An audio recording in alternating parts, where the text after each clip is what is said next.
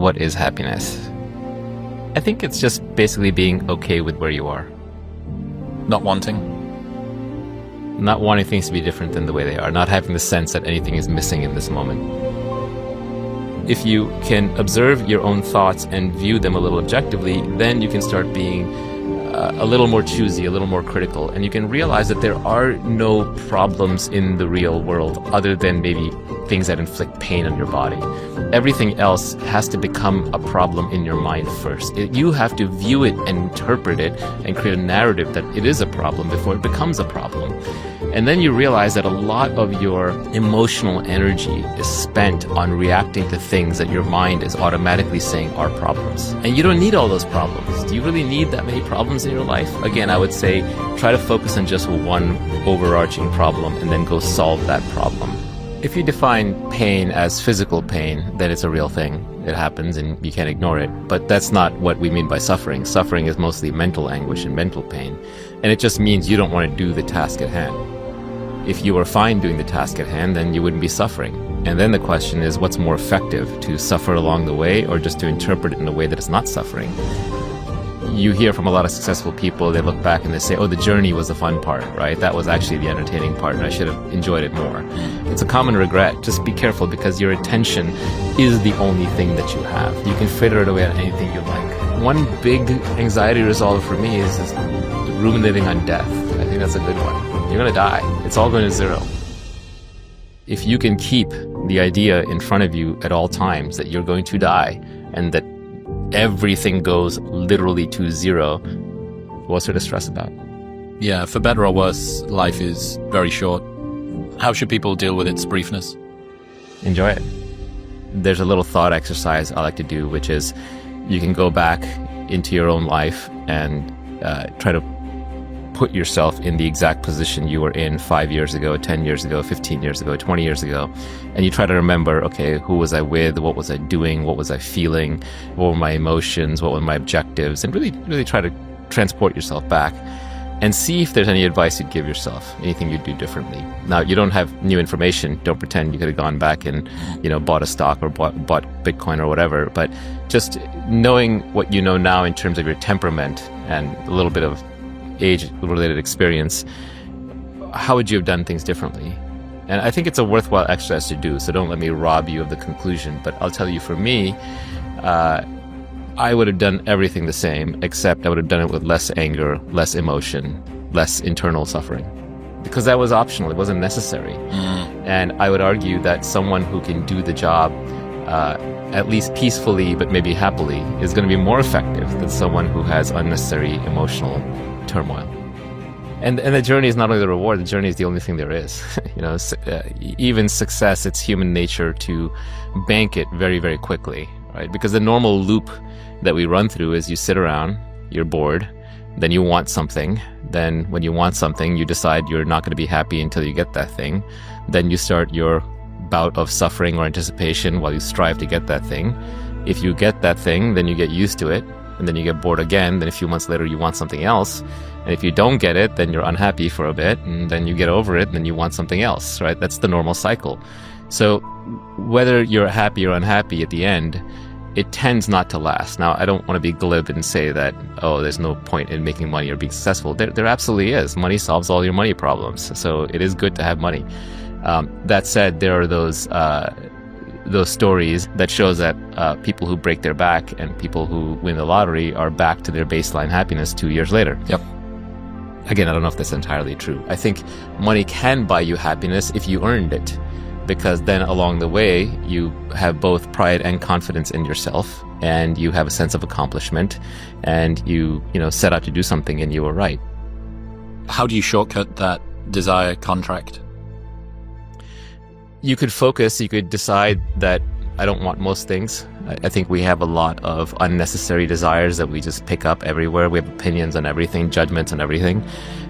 So I think just knowing that those are the source of unhappiness will make you be choosy about your desires. And frankly, if you want to be successful, you have to be choosy about your desires. You have to focus. You can't be great at everything. You can't be great at everything. You're just going to waste your energy and waste your time. Don't do something you don't want to do. Why are you wasting your time? There's so little time on this earth. Life goes fast. What is it, 4,000 weeks? That's your lifespan. And yes, we hear that, but we don't remember it. But I guess I'm keenly aware of how little time I have, so I'm just not going to waste it. Don't fritter away your life on randomly scheduled things and on things that aren't important, don't matter, and events and weddings and, you know, tedious dinners with tedious people that you don't want to go to. To the extent you can bring freedom into your life, optimize for that, you'll actually be more productive. You won't just be happier, more free, you will be more productive. Because then you can focus on what is in front of you, whatever the biggest problem of that day. When I wake up in the morning, the first 4 hours are when I have the most energy. And that's when I want to solve all the hard problems. And the next 4 hours are when I kind of want to, you know, do some more outdoorsy activities, or I want to work out, or maybe I can, you know, have some meetings, but I'll try to do those last second based on whatever the day's priorities demand. The last 4 hours, I kind of want to wind down. I want to hang out with the kids, and I want to play games or read a book or something like that. So having that flexibility and freedom is really important. So you can just put whatever is most needed into the slot at that moment. I reject this frame that efficiency and productivity and success are counter to happiness and freedom. They actually go together. How so? The happier you are, the more you can sustain doing something, the more likely you're going to do something that will in turn make you even happier, and you'll continue to do it and you'll outwork everybody else. The more free you are, the better you can allocate your time, and the less you're caught up in a web of obligations and commitments, and the more you can focus on the task at hand. So what matters is just being present for the thing. So if you're doing something that you want to do and you're fully there for it, then it's not wasted time. If you don't want to do it and your mind is running away from it, and you're reacting against it, and you're wishing you were somewhere else, and you're thinking about some other thing, or you're anticipating some future thing, or regretting some past thing, or being fearful of something, then that's wasted time. That's time that's being wasted when you're not actually present for the reality in front of you. So my definition of wasted time, yes, I do want some material things in life, and there are things that have more value than others within this life, but this life is very short and bounded. So the true wasted time is a time that you're not present for, when you are not there for it, when you're not doing the thing you want to do to the best of your capability such that you're immersed in it. If you're not immersed in this moment, then you're wasting your time. The worst outcome in the world is not having self-esteem. Why? Yeah, it's a tough one. I look at the people, and I don't want to offend anybody, but I look at the people who don't like themselves, and that's the toughest slot, because they're always wrestling with themselves, and it's hard enough to face the outside world, and no one's going to like you more than you like yourself. So if you're struggling with yourself, then the outside world becomes an insurmountable challenge. And it's hard to say why people have low self-esteem. It might be genetic. It might just be circumstantial.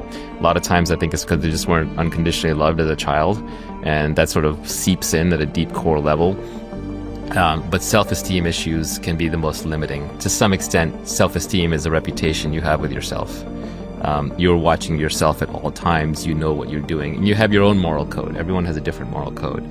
But if you don't live up to your own moral code, the same code that you hold others to, it will damage your self-esteem. So perhaps one way to build up your self-esteem is to live up to your own code very rigorously, have one, and then live up to it. Another way to raise your self-esteem might be to do things for others.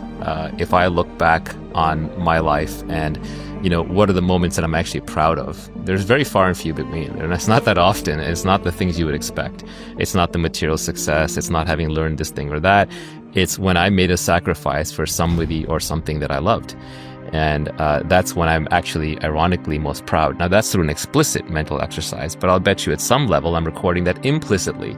So that tells me that even if I am not being loved, then the way to create love is to give love, to express love through sacrifice and through duty.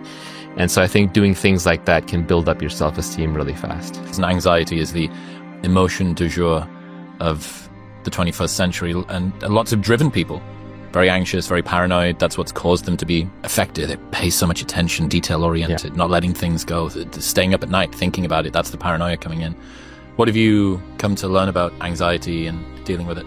So anxiety and stress are interesting. They're very related. Stress is when, if you look at an iron beam, when an iron beam is under stress, it's because it's being bent in two different directions at the same time. So when your mind is under stress, it's because it has two conflicting desires at once. So, for example, you want to be liked, but you want to do something selfish, and you can't reconcile the two, and so you're under stress. You want to do something for somebody else, you want to do something for yourself, right? These are you don't want to go to work, but you want to make money, so you're under stress, right? So you have two conflicting desires. And I think one of the ways to get through stress is to acknowledge that, oh, I actually have two conflicting desires. And either I need to resolve it, I need to pick one and then be okay losing the other, or I will decide later. But at least just being aware of why you're stressed can help alleviate a lot of stress. And then anxiety, I think, is sort of this pervasive, unidentifiable stress where you're just kind of stressed out all the time and you're not even sure why. And you can't even identify the underlying problem.